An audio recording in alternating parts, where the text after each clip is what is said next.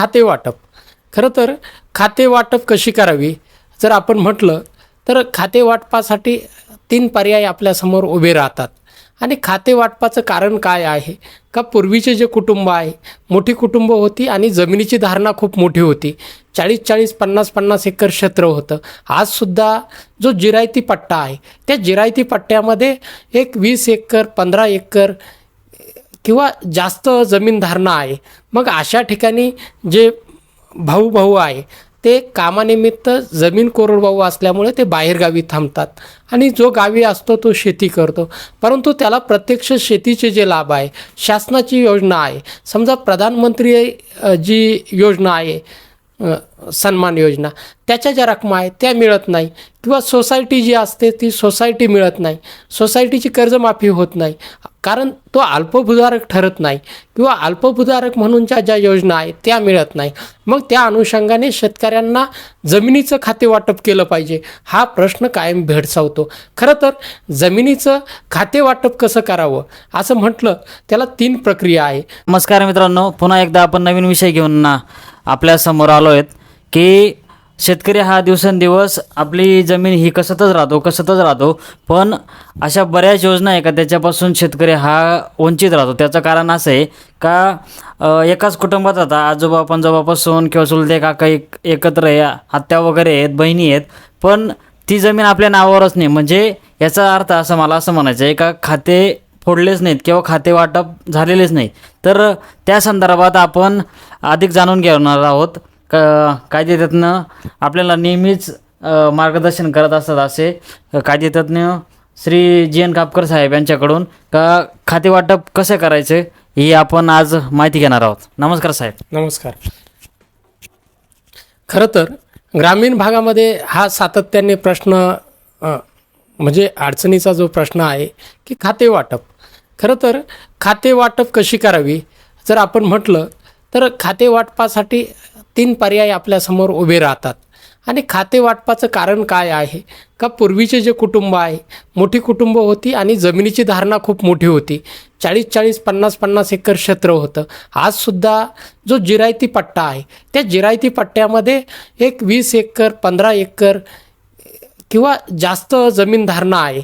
मग अशा ठिकाणी जे भाऊ आहे ते कामानिमित्त जमीन कोरडवाहू असल्यामुळे ते बाहेरगावी थांबतात आणि जो गावी असतो तो शेती करतो.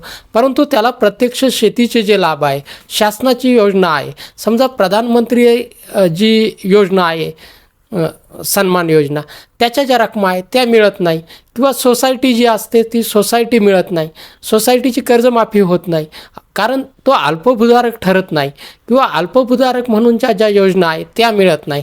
मग त्या अनुषंगाने शेतकऱ्यांना जमिनीचं खाते वाटप केलं पाहिजे हा प्रश्न कायम भेडसावतो. खरं तर जमिनीचं खाते वाटप कसं करावं असं म्हटलं त्याला 3 प्रक्रिया आहे. पूर्वी आपण बघतोय की तलाट्याकडेच लोक खाते वाटप त्या ठिकाणी करायचे आणि खाते वाटप म्हणजे ती एकत्र कुटुंबाची सोय होती. प्रत्यक्ष त्यांची फक्त त्या ठिकाणी आणेवारी लावली जायची. परंतु किंवा उतारे तलाठी समजा 100 नंबरचा गट आहे तर त्याचा 1, 2, 3, 4 गटामध्ये तो रूपांतर करायचा.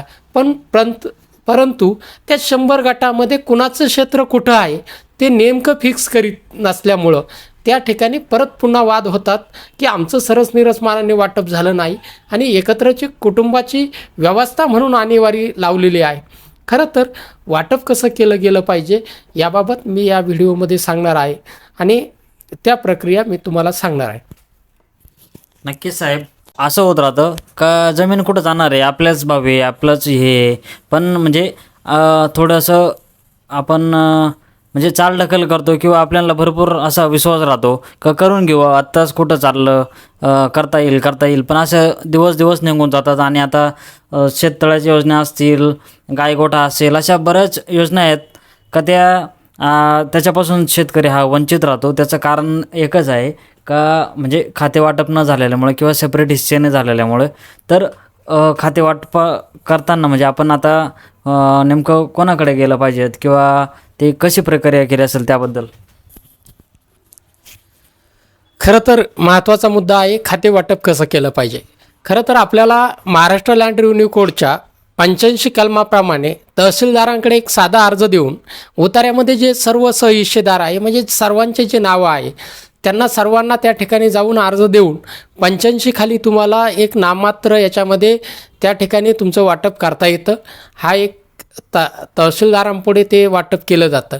दुसरा पर्याय तुमच्याकडे आहे की तुम्ही रजिस्टर वाटपपत्र करू शकतात आणि हे रजिस्टर वाटपपत्र आहे ते दुय्यम निबंधक यांच्या कार्यालयात केलं जातं आणि त्याच्यामध्ये जो मोठा हिस्सा असेल त्या मोठ्या हिश्श्यावरती स्टॅम्प लावला जातो. आता तो भाग थोडा खर्चिक आहे आणि तुमच्याकडं एक अंतिम पर्याय आहे का खाते वाटप कोर्टामधून सुद्धा तुम्हाला खाते वाटप करता येतं. त्यासाठी तुम्हाला वाटपाचा दावा दाखल करता येतो.